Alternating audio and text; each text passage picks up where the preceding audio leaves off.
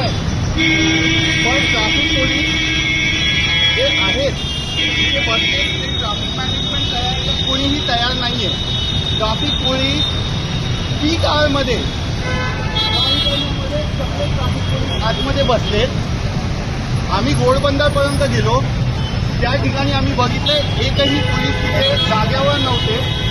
एकही मॅनेजमेंट बघा ना, इथे सिग्नल पण बंद आहे, पण ट्रॅफिक पोलीस तिथे फक्त जागेवर. आता जसं आम्ही कॅमेरा चालू केलं लगेच ट्रॅफिक पोलीस आता बाहेर पडतील आणि कामाला लागतील. म्हणजे मुळात ट्रॅफिक पोलीस विसरून गेले. ट्रॅफिक मॅनेजमेंट हेच त्यांचं काम आहे. आता 7:30 वाजले अंदाजे. ट्रॅफिक पोलीस फक्त फाईन मारण्यामध्ये बिझी आहेत. सगळे आतमध्ये बसलेले,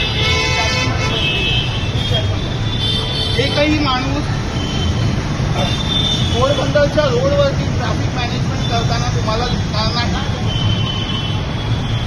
आता यावेळी यांची गाडी थांबवण्यात आलेली आहे, फाईन करत आहे.